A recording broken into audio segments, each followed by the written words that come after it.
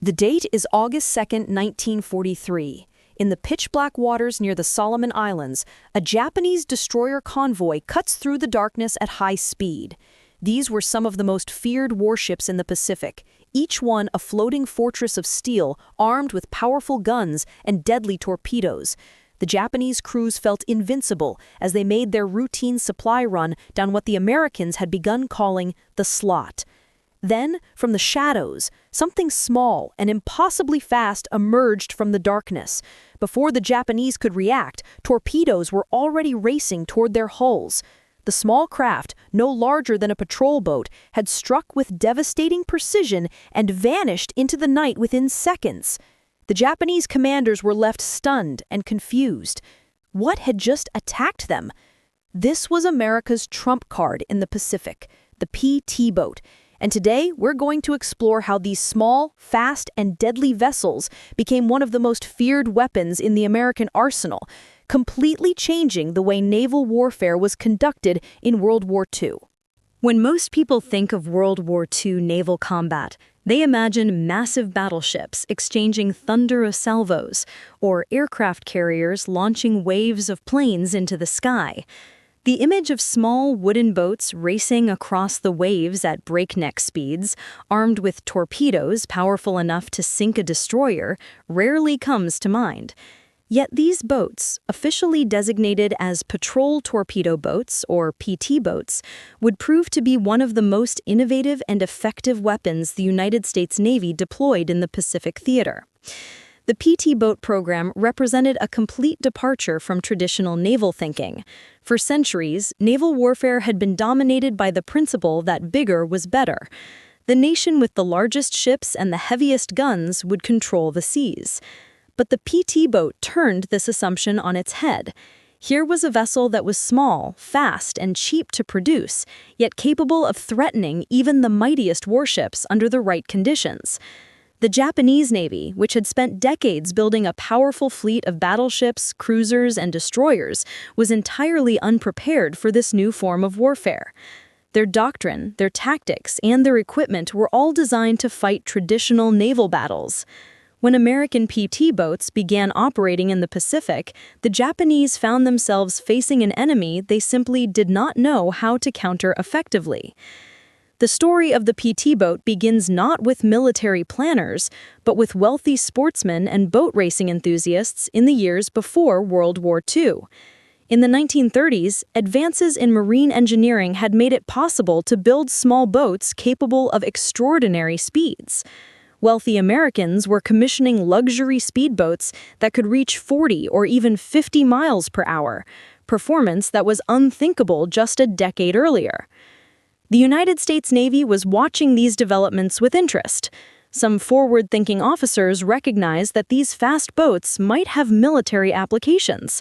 If a small, fast boat could be armed with torpedoes, it could potentially attack much larger warships, especially at night or in restricted waters where larger vessels were at a disadvantage. In 1938, the Navy began experimenting with various designs for what would eventually become the PT boat. The challenge was significant. The boat needed to be fast enough to close with enemy ships, launch its torpedoes, and escape before the enemy could respond. It needed to be seaworthy enough to operate in the open ocean, it needed to carry enough fuel to patrol for hours, and it needed to pack enough firepower to threaten vessels many times its size. Several companies submitted designs, and the Navy conducted extensive trials. The winning design, produced primarily by L. Cohen Higgins, was a masterpiece of naval engineering for its time. The PT boat was 77 to 80 feet long, constructed primarily of plywood to save weight.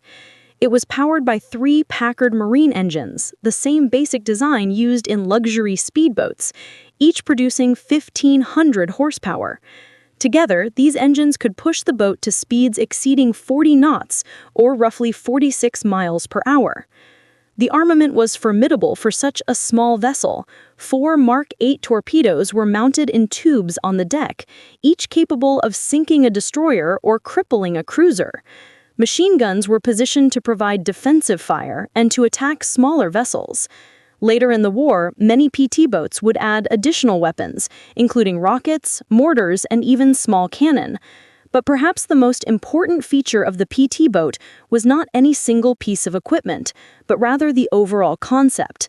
This was a weapon designed for hit-and-run tactics, for operating at night, for striking from unexpected angles. It was perfect for the kind of warfare that would develop in the island-studded waters of the Southwest Pacific.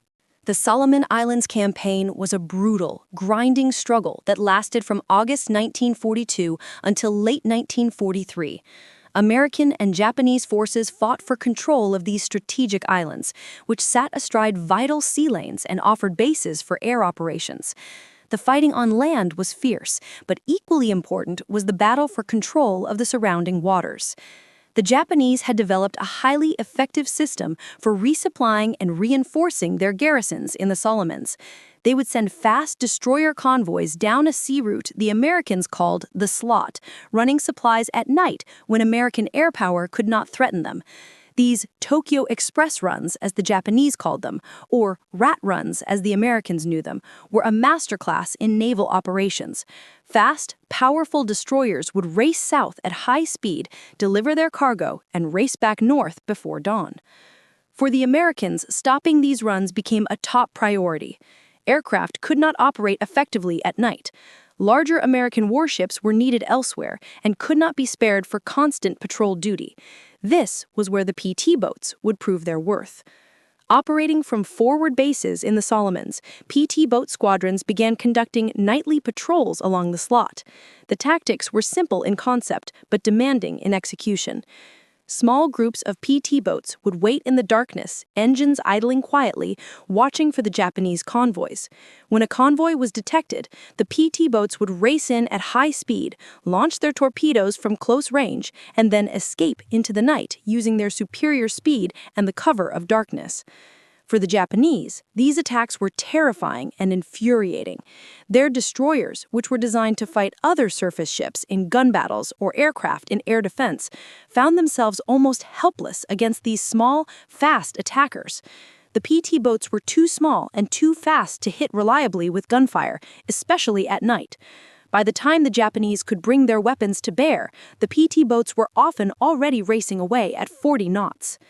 The most famous incident involving PT boats in the Solomons occurred on the night of August 2, 1943, when PT-109, commanded by Lieutenant John F. Kennedy, was rammed and sunk by a Japanese destroyer.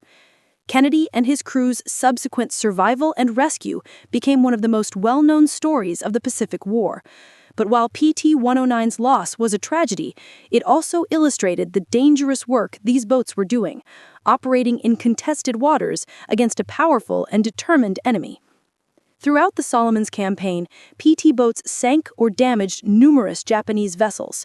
More importantly, they forced the Japanese to alter their tactics and divert resources to counter this threat. Japanese convoys had to slow down and proceed more cautiously. Destroyers had to be allocated to escort duty rather than offensive operations. The psychological impact was significant as well. Japanese sailors never knew when a PT boat might appear from the darkness, and this uncertainty wore on their nerves. What made the PT boat so effective was not any single feature, but rather the combination of technologies and tactics that made it greater than the sum of its parts. Understanding these advantages helps explain why the Japanese found them so difficult to counter. The first and most obvious advantage was speed. At over 40 knots, PT boats were faster than almost any warship afloat. Japanese destroyers, which were themselves among the fastest warships of the era, could make perhaps 35 knots. This speed differential might not sound like much, but in naval combat it was decisive. A PT boat could close rapidly to firing range, launch its torpedoes, and escape before the enemy could respond. If pursued, the PT boat could simply outrun its attacker. The second advantage was agility. The PT boat was small and highly maneuverable. It could turn sharply, change course rapidly, and operate in shallow waters where larger ships could not follow. This agility made PT boats extremely difficult targets, especially at night when visual tracking was the only option available to Japanese gunners. The third advantage was the element of surprise. PT boats operated primarily at night, using the cover of darkness to approach their targets undetected. Their wooden hulls had a small radar cross-section, making them difficult to detect with the radar technology available at the time. Their engines, while powerful, could be throttled back to reduce noise during approaches. A PT boat could often get within a few hundred yards of an enemy ship before being detected. The fourth advantage was the torpedo itself. The Mark 8 torpedo carried by PT boats was a powerful weapon. When it worked properly, which admittedly was not always the case early in the war, it could deliver a devastating blow to even large warships. A single torpedo hit could cripple a destroyer or damage a cruiser severely enough to take it out of action. As the war progressed, PT boat crews developed increasingly sophisticated tactics. They learned to work in teams, with multiple boats coordinating their attacks from different angles. They developed techniques for using smoke screens to cover their escape. They learned to use islands and shorelines to mask their approach and confuse enemy radar. Some PT boat commanders became exceptionally skilled at reading the sea and the night, able to predict where enemy ships would be and position themselves for the perfect attack. The boats themselves also evolved. Later models incorporated lessons learned in combat. Armor was added to protect crews from small arms fire and shell fragments. More powerful engines were installed. Additional weapons, including rockets and small cannon, were added to increase firepower. Radar was installed to help detect enemy ships and navigate at night. By 1944, the PT boat had evolved from a promising experiment into a mature weapon system. The Japanese Navy was not passive in the face of the PT boat threat. They recognized quickly that these small craft posed a significant danger to their operations, and they developed various countermeasures to reduce their effectiveness. The first and most obvious countermeasure was to increase the defensive armament on their ships. Japanese destroyers and other vessels began adding more light anti-aircraft guns and machine guns, which could be used against surface targets as well. These weapons, with their high rate of fire, were more effective against small, fast targets than the larger main guns. The Japanese also began using searchlights more aggressively. Large searchlights could illuminate PT boats, making them easier targets for gunners. However, this tactic had a significant drawback. A searchlight also revealed the position of the ship using it, making that ship a target. PT boat crews learned to target the searchlights themselves, and a well-placed burst of machine gun fire could destroy a searchlight and leave the Japanese ship blind once again. Another countermeasure was the use of barge-mounted artillery and shore batteries. The Japanese began positioning defensive guns along the routes where PT boats were known to operate. These shore batteries could ambush PT boats as they passed, turning the hunters into the hunted. American PT boat crews had to constantly vary their routes and remain vigilant for these threats. The Japanese also attempted to develop their own fast attack boats. Several designs were tested and some saw limited service. However, the Japanese fast boat program never achieved the same scale or effectiveness as the American PT boat force. Japan's industrial capacity was stretched thin, and resources that might have gone into building fast boats were needed for destroyers, submarines, and aircraft. Perhaps the most effective Japanese countermeasure was simply to avoid situations where PT boats had the advantage. Japanese convoys began taking routes that kept them further from shore and away from known PT boat operating areas. They increased the speed of their runs and reduced the time they spent in vulnerable waters. They scheduled their operations to minimize exposure to PT boat attacks. Despite these countermeasures, PT boats remained a significant threat throughout the war. The Japanese never completely solved the problem of how to protect their shipping from these fast, elusive attackers.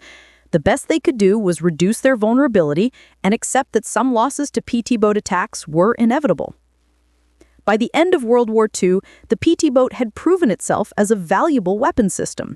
More than 500 PT boats were built during the war, serving in every theater that the U.S. Navy operated.